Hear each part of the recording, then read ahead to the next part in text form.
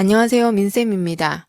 오늘은 학생부 종합전형, 특히 이제 이 전형을 위해서 비교과 활동을 준비하고 있는 우리 고등학생들을 위해서 좀 안타깝기도 하고 또 한편으로는 우리 학생들을 위해서 제가 좀 쓴소리를 해야 될 것 같습니다. 고등학생들 중에 학생부 종합전형을 혼자서 준비하는 친구들이 자기 점검을 위해서 상담을 받으러 오는 경우가 있습니다. 대부분 서울 중상위권대학을 목표로 하는 친구들이고 상대적으로 자신의 내신이 부족하다고 여겨서 나름 열심히 비교과 탐구로 경쟁력을 높이려고 노력했던 학생들입니다. 그중엔 하지민 교육연구소가 비교과 컨텐츠를 만들어내는 조금은 특별한 컨설팅 회사이자 컨텐츠를 만들어내는 회사임을 알고 보다 전문성 있는 비교과 활동을 위한 조언을 얻기 위해서 찾아오는 경우도 있습니다.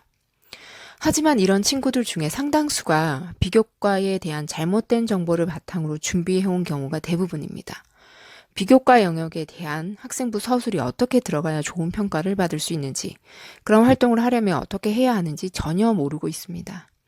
단순히 학교 선생님들의 호의적인 평가가 학생부에 담기면 대학에서도 좋은 평가를 받을 수 있을 거라고 막연히 기대를 하고 있는 경우가 대부분이었습니다. 이들 학생들의 학생부에 드러난 문제점을 정리하면 다음과 같습니다. 첫 번째가 탐구 역량인데요. 이 탐구 역량이 생각보다 많이 취약합니다. 고등학생인데 인근 중학교 학생들보다도 수준 낮은 기초적인 탐구 활동을 하는 경우가 많습니다. 같은 지역 중학교를 졸업했음에도 왜 인근 고등학교에 진학한 이후에 수준을 더 고등학생답게 올리지 못하고 오히려 퇴보하는지 안타깝습니다. 대부분 탐구의 목적이 없고 단순 스펙 쌓기 용도로 하는 척을 하는 경우가 많기 때문입니다. 고등학교 진학 후에 해야 할 공부는 많은데 그것과 더불어 비교과 탐구 활동을 할 시간은 빠듯하고 또 안 할 수가 없다고 생각하니까 이런 현상이 일어나는 겁니다. 그런데 이런 기본적인 자료조사도 하지 않고 형식적인 스펙 쌓기용, 기본기가 없고 깊이도 없는 이런 활동은 차라리 안 하는 것이 좋습니다. 실제 책 한두 권만 읽고 쓴 글을 보고서라는 이름을 붙이는 경우도 보았는데요. 하나의 보고서를 완성하려면 전문서적뿐만 아니라 여러 편의 논문, 그리고 기타 객관적인 통계 및 기사 자료들을 미리 기본적으로 참고하는 것이 좋습니다. 이런 과정조차 하지 않고, 비교과를 했다라고 하고, 학생부 이렇게 서술이 되어 있는 경우를 보면, 아마 조금 전문성을 갖춘 입학사정관 분들이나 컨설턴트들이 보시면, 서류만 보아도 바로 의심을 할 것 같아요.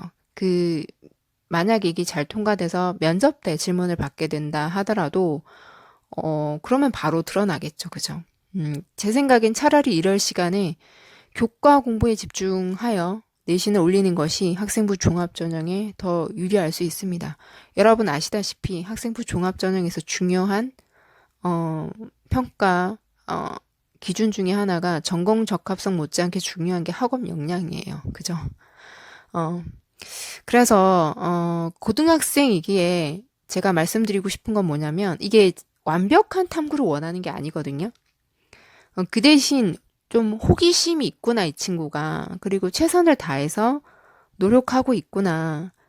자신의 관심 분야를 찾아서 자기 주도적으로 활동을 해 가고 있구나라는 이제 스토리가 진정성 있게 전달이 되어야 됩니다. 두 번째 사례로는 칭찬으로 가득 찬 학생부인데요. 가끔 고등학생의 학생부인데 읽다 보면 성인군자가 아닌지 착각이 들 때가 있습니다. 명확한 사례나 근거도 없이, 그러니까 관찰한 근거도 없이 막연한 칭찬들로 가득 채워진 경우들이 많기 때문입니다. 선생님들의 칭찬에는 어떤 명확한 근거가 있어야 합니다. 객관적인 관찰 기록이 학생부에 들어가는 것이 좋지, 근거 없이 칭찬만 나열한 경우에 과연 얼마나 신뢰성을 줄 수 있을까요? 어떤 경우는 거짓말이 명확히 학생부에 드러나는 경우도 있습니다. 예를 들면 일반고 학생의 영어 내신 등급이 4에서 6등급이 나오는데 영어 세특에는 아이의 학업 역량이 매우 뛰어난 것으로 서술되어 있어요. 기재할 때 실수로 잘못된 내용이 들어간 것인지는 잘 모르겠지만 과연 이렇게 되면 얼마나 신뢰할 수 있을까요? 이 학생의 경우에 비평준화 지역의 상위권 고등학교도 아니고 평준화 지역 안에서도 학업 역량이 낮은 편에 속하는 학교인데 이런 서술이 들어가 있다면 저는 개인적으로 그런 생각이 들었어요. 과연 이 학생부 전체를 믿어도 될까 하는 의심이 들었습니다. 세 번째는 교과 역량이 매우 낮은데 비교과에 신경을 많이 쓴 경우입니다. 자, 보통 이런 경우에도 신뢰성에는 조금 의문을 제기할 수 있습니다. 왜냐하면 교과가 비교과보다 훨씬 쉽거든요. 교과도 소화 못하는 아이들이 비교과 역량을 높게 보여주는 것은 사실 한계가 있습니다. 특히 탐구 쪽이 그런데요. 적어도 자신의 관심 분야 쪽 교과 내신은 높아야 됩니다. 예를 들면 이공계열에 관심이 있는 학생이라면 국어나 사회 등의 과목이 상대적으로 3, 4등급 정도 이렇게 좀 낮다 하더라도 적어도 수학이나 과탐 계열은 1, 2등급을 받아야 서울 중위권 대학 정도를 검토해 볼 수 있습니다. 이에 도달하지 못할 경우에 탐구 역량이 더 높아야 하고요. 학생부 종합전형 안에서도 탐구 역량을 많이 보는 전형으로 지원하는 전략을 쓰기도 합니다. 물론 탐구 수준이 매우 뛰어난 경우, 그러니까 한 전국 단위에서 경쟁을 하더라도 뒤지지 않을 정도의 실력을 가지고 있는 아이들은 학생부 종합전형이 아닌 특기자 전형을 노려보기도 합니다. 하지만 요즘은 특기자 전형 쪽도 상위권 대학에서는 내신에 대한 비중이 높은 편입니다. 비교과 활동을 통해서 전반적으로 학생부 종합전형에서 높은 점수를 받고자 하는 학생들은 기본적으로 탐구형 인재에 해당하는 경우 유리합니다. 이 친구들은 자신의 탐구 활동에 대해 형식적인 활동이 아니라 진실한 탐구로 접근을 합니다. 그리고 매우 그 활동을 즐거워합니다. 어떤 경우는 내신은 참 재미없었는데 탐구 활동하는 것이 너무 재밌어서 그 재미로 고등학교를 다녔다고 얘기하는 학생도 있습니다. 대학을 가는 데는 어느 정도 내신을 맞추어야 해서 그래도 최선의 노력을 다했다. 보통 그렇게 얘기를 하거든요. 탐구 역량이 낮지만 학생부 종합전형으로 합격하고자 하는 경우는 학업 역량, 인성, 발전 가능성에서 가능성을 보여줄 수 있는 활동을 하는 것이 좋습니다. 교과 내신에 주력하면서도 각종 학급 내 활동이나 동아리 활동 등에서 친구들과 선생님들과의 관계, 그 밖에 자기주도적으로 문제를 해결하려고 노력했던 경험들을 담아보는 것도 좋습니다. 중요한 건 스스로 진정성 있게 이러한 활동을 실제 하고 그 정성이 담당 선생님의 눈에 띄어야 기록을 해주시겠죠. 학생부 종합전형은 그래서 모든 상위권 학생들이 무조건 준비하는 전형이 아닙니다.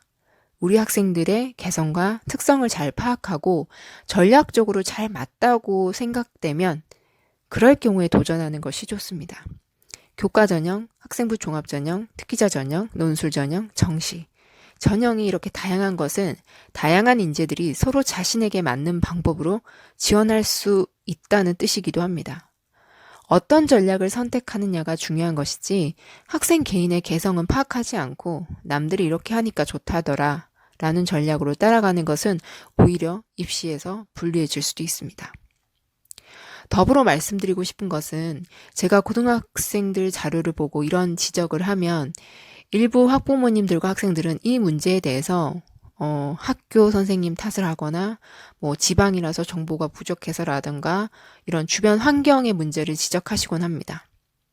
지역 내에서 돌아가는 정보 물론 무시 못합니다. 하지만 어떤 일이든 부족함이 드러났을 때는 특히 자녀의 부족함이 드러났을 때는 1차적으로 남 탓을 하기보다는 특히 아이 앞에서 아이 스스로 개선할 수 있는 점에 주목해서 아이가 개선할 수 있도록 격려를 해주시는 것이 좋습니다. 우리 친구들도 마찬가지예요. 남 탓한다고 해결되는 건 없습니다. 설사 주변 환경에 어떤 문제가 있다 하더라도 그걸 고등학생이 바꿀 수 있는 건 아니죠.